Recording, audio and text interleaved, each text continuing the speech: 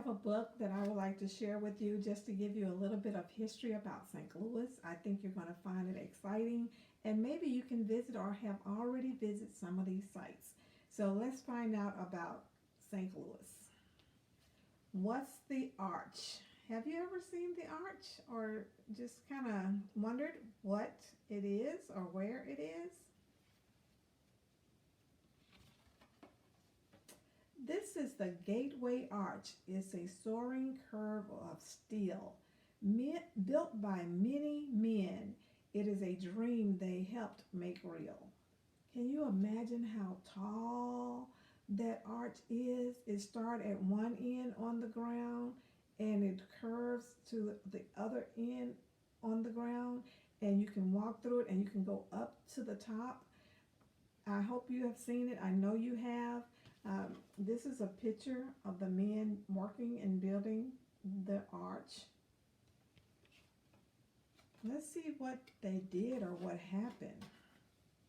Its home is in St. Louis, and that's where we live. We live in St. Louis. The Gateway to the West is the title of St. Louis. You live in the Gateway to the West. It reminds us of our history, the days from our distant past.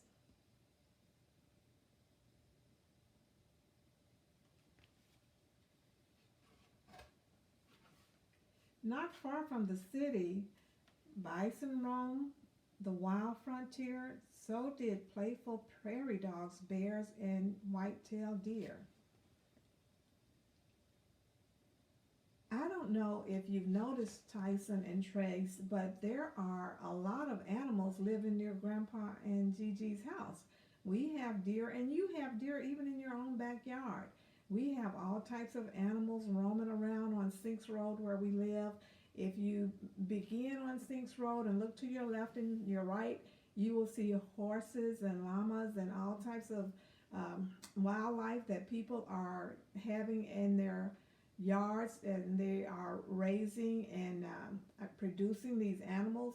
So St. Louis has a lot going on, really it does, even near to our house. I'm going to show this picture again because I know that you see deer in your backyard.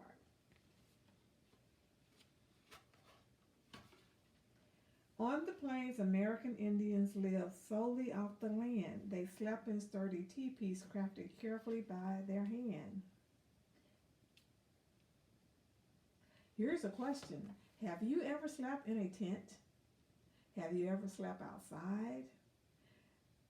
Ask your dad and your mom about this because they had experiences sleeping in tents. And they may or may not remember, but I hope they enjoyed the experience. And hopefully, if you haven't already, you will enjoy the experience too. Camping is fun. I love it.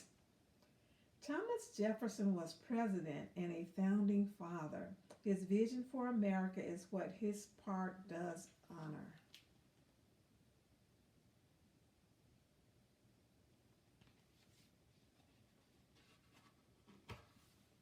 Explorers Lewis and Clark traveled unknown lands. Their big dog seamen went along, looking how tall he stands. Look how tall he stands. There's a street here in St. Louis called Lewis and Clark. I'm sure you've probably been on this street before too. St. Louis has a lot of history. So ask your mom and dad, where is Lewis and Clark Street? Have I ever been there? Who is Lewis and Clark? This book is full of history. I tell you, you would really enjoy exploring. Brave pioneers left St. Louis to start life in the West. They walked with covered wagons and had little time to rest. Can you imagine that? Only their feet and their horses and buggies were their transportation. They didn't have cars, they didn't have planes, they didn't have motorcycles, they didn't have all the things that we have now. They had to travel by foot and by wagon and use animals to help them to get along in their buggies. Then later came trains. And after trains, they were able to do cars and planes. So we are really more advanced than they are, or were, than they were. Here's the Grand Old Courthouse and its giant bright green dome. Many people went there when they called St. Louis their home. Now, this building, the courthouse, or the old courthouse, has a lot of history for St. Louis. And I'm sure, again, you can ask your parents to drive you by the old courthouse and share with you many, many stories about the history of the old courthouse. And especially ask them about Dred Scott and see what history you can learn about Dred Scott.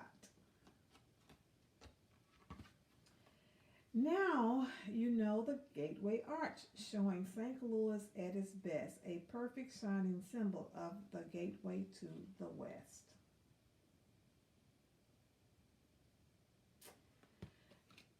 The gateway to the West. The arch is a very nice sightseeing location for people to see whether you live in St. Louis or not.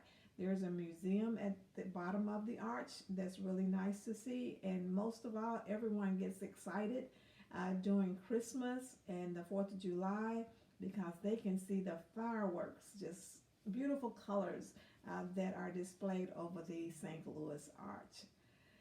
That is the end of my story. What is the arch? I hope you enjoyed that, and I hope you have a lot of questions. Love you. Have an awesome day.